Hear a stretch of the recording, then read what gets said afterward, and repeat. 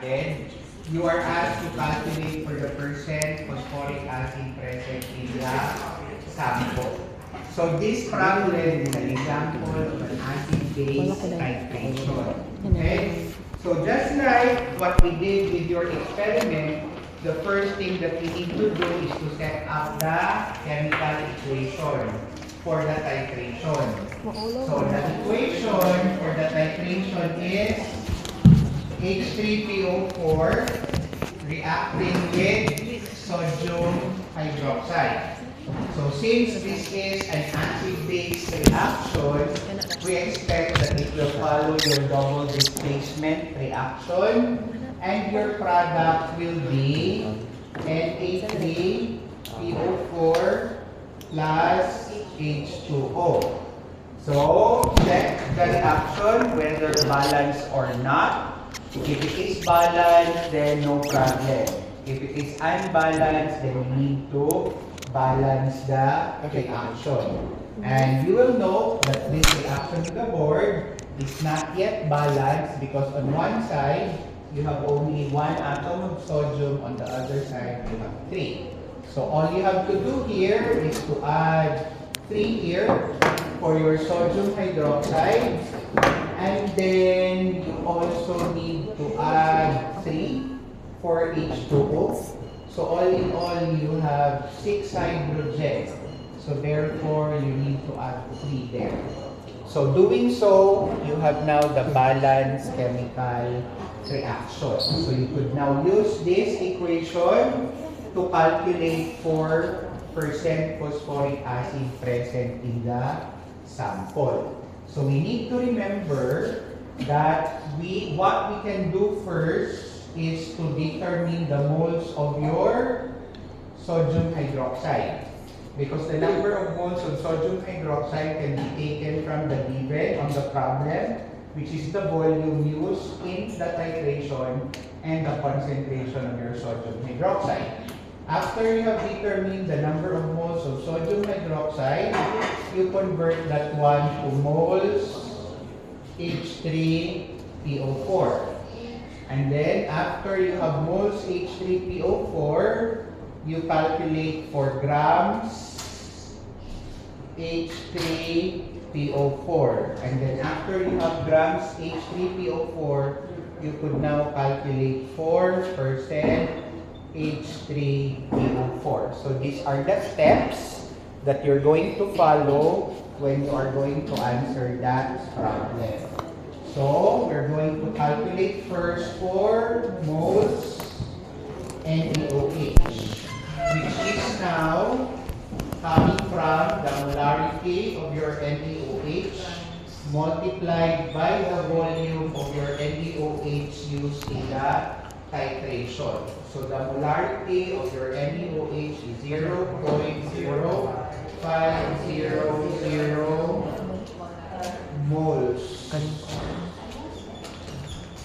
NaOH per liter. And then you multiply it with the volume, which is now 0.02900 liters. You cancel out your liters, you have now your moles NaOH, which would now be equal to 0.00145. Ana?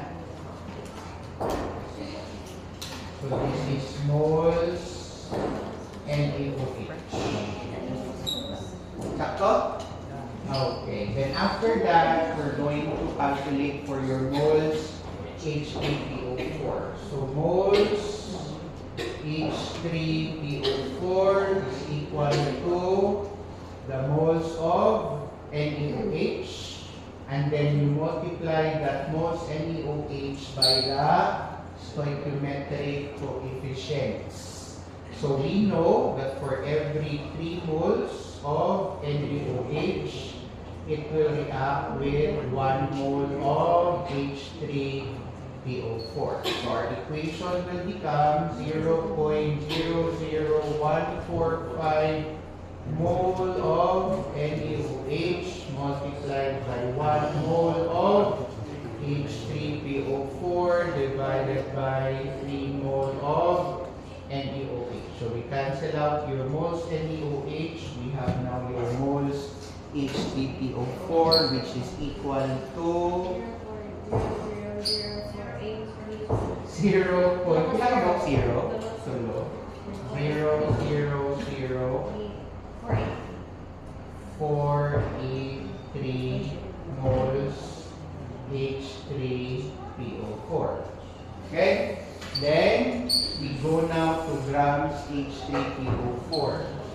So, grams H3PO4 would be equal to mole H3PO4 multiplied by the molar mass of your H3PO4.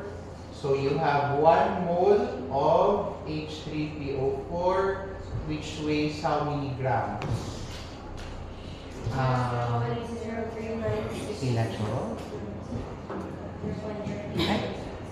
Pila ka yung molecular weight sa H3PO4?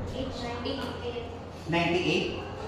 Okay, 98 grams H3PO4. So cancel, you have your 0.000483 mole H3PO4 multiplied by 98 grams H3PO4 divided by 1 mole H3PO4. Cancel out your mole, you have your grams H3PO4, which would now be equal to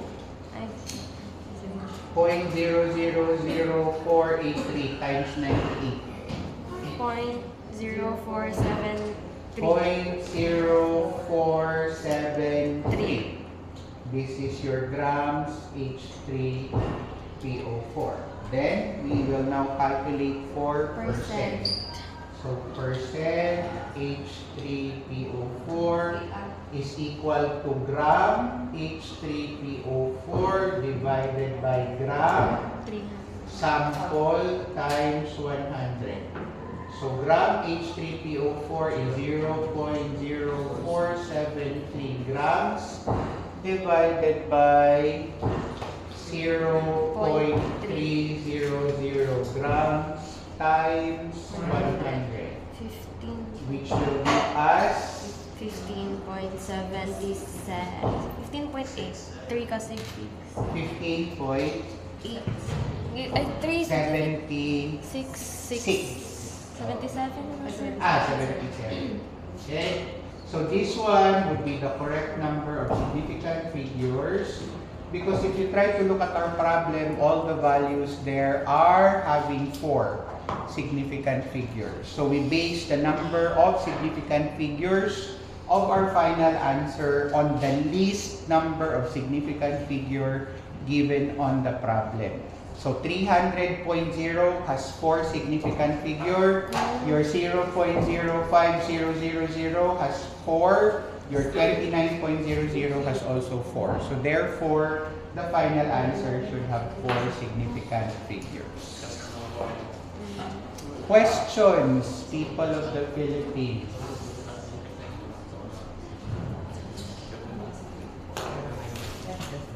Good. No questions. Okay na.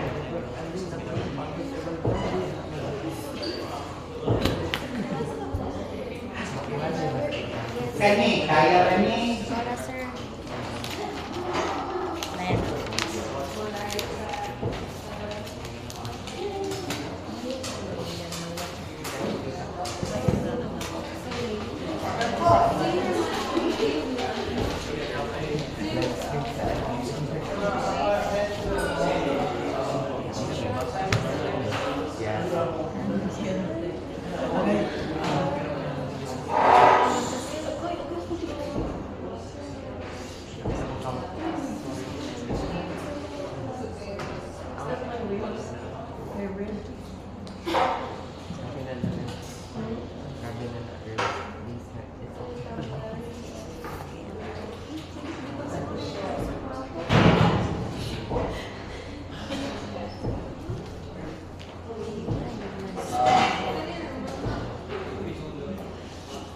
Okay, so if you try to look at that example there, we have already balanced that redox reaction because that is the one that we use as our example on balancing redox reaction. Ay, wala. Ay, i-balance yun na ito.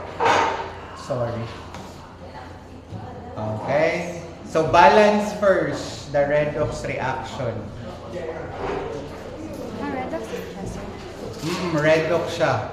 Bisag acid ako. Oo.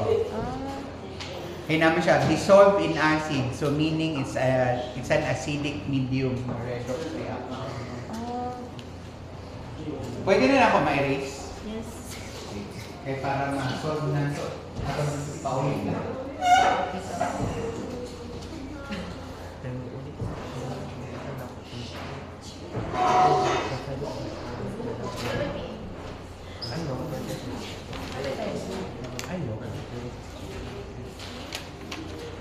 So what we are determining there on that problem would be the concentration of your potassium permanganate. However, before we can do any calculation, we need to balance first the redox reaction.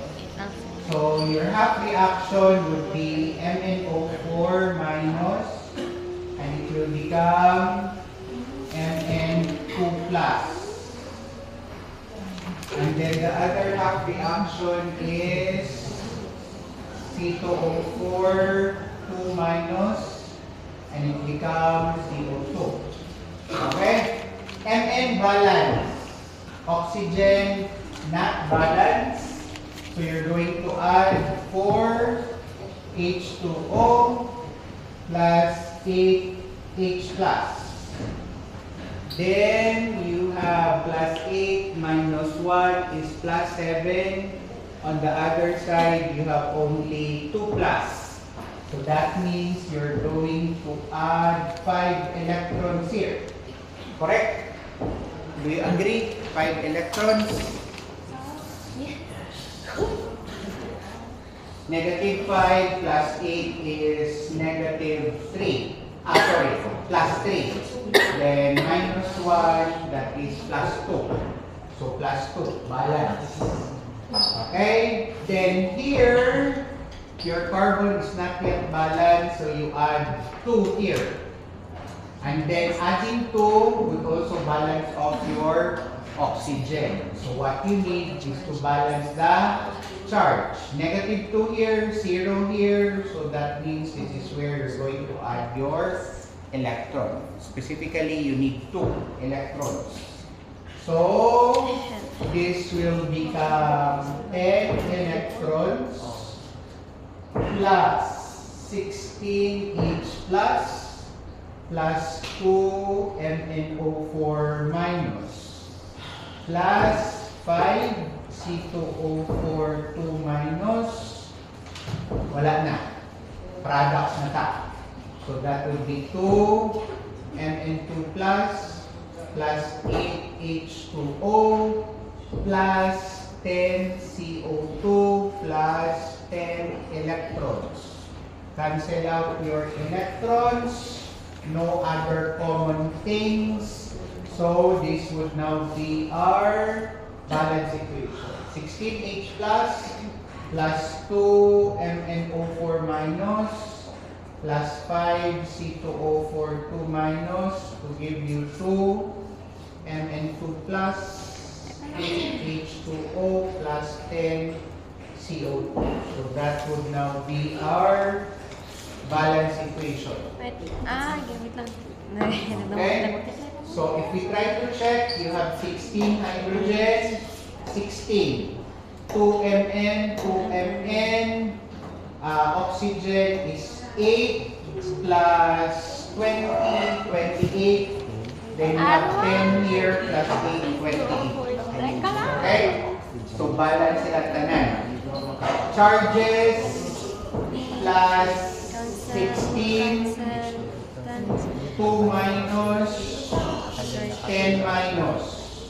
So this will give you a total of plus 4. This is plus 4, 0, 0, plus 4. Balance. balance ang electrons. Then CO2 plus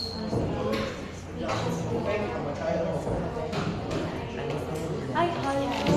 Okay na sir, nabalik then CO2. Ay, okay rin na. May problema. So, di ba, sir, diatomic gas siya? Or like, or example, H ang nabutan, ang charge na is 0 to water. Di, ang H Thank you, Lord. mo, dapat H2 siya. H for diatomic, so 0 siya. 0. Di ba, sir, dati yung mga like, example, dati, such as like, nitrogen can be plus 5 plus 1, 7 plus 2, I forgot. Natin plus 3, I think. Plus Then pwede po siya minus whatever. Minus 5. Pwede. So, depende. So, for example, sir, sa LNO4, sir, like, for example, sir, ang charge sa oxygen sa, para ma-1 siya, sir, That is usually kuan. Negative 2 man imong oxygen gid ana. like, So negative 2, that would be 1 na x plus 4 times negative 2 equal to negative 1.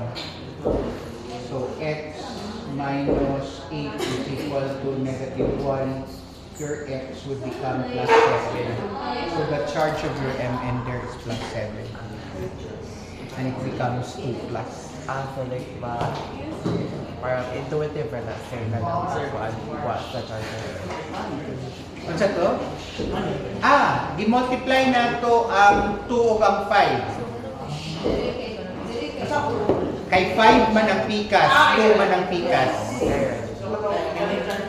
Yes. Para ma-equal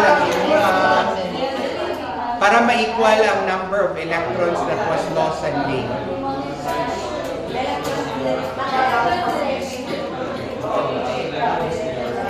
Pwede na may mag-solve ato sir. Pwede na ta mag-solve. Last sir. Okay? Sige. So solve the problem.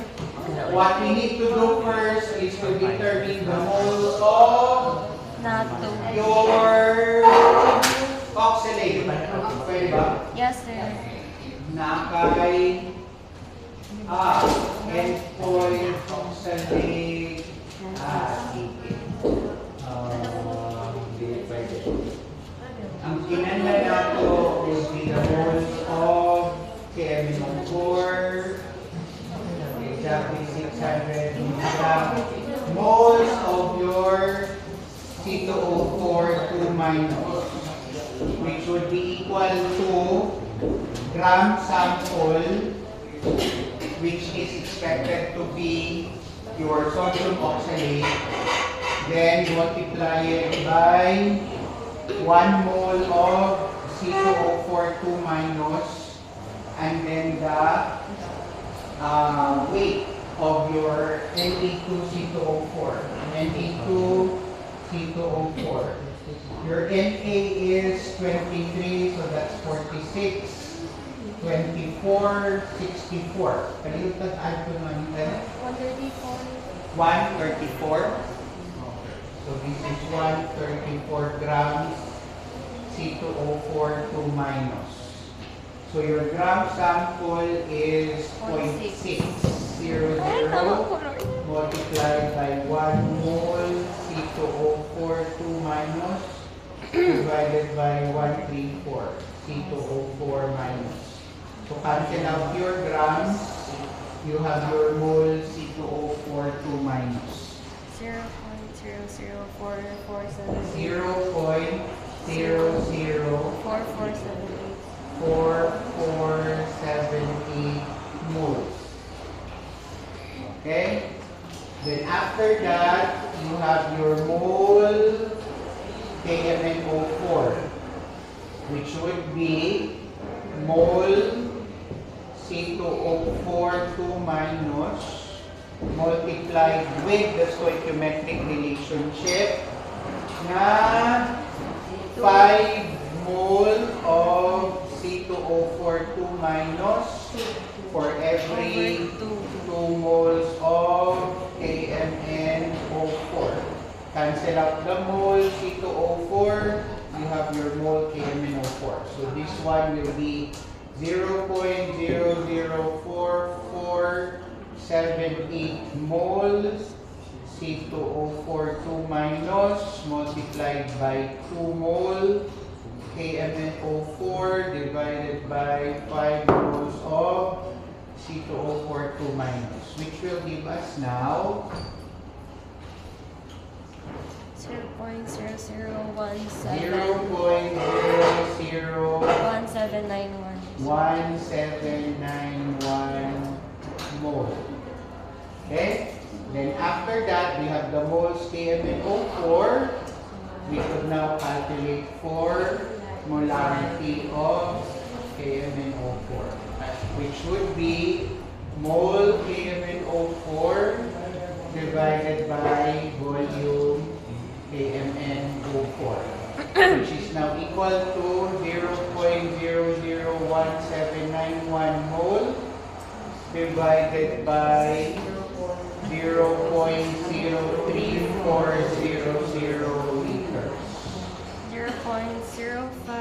0.05268 68 Four. molar. So that would be your final answer. Sir, ano ba sir? Convert ka ng kapag really C2 over or May direct na. yani.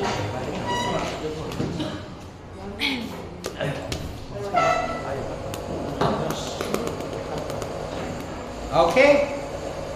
Sige. So I'll see you Friday for the exam.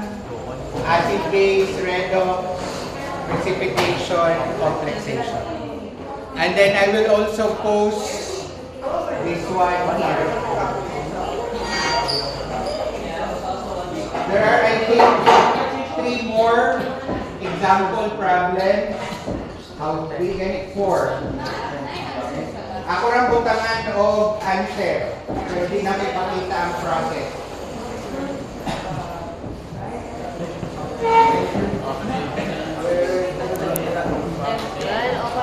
Thank you for watching. Ay, wow! Gabi dyan dahil ni. Katabang pagsunod na ako, nakasuot na ako. To watch more. Subscribe! Subscribe. Don't forget to subscribe! Don't forget to subscribe and hit the notification bell. Ariot! Gian! GA! Gian!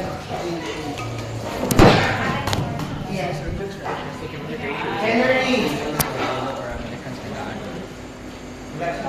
Balik na rin sa GA. Any last words? Arigato.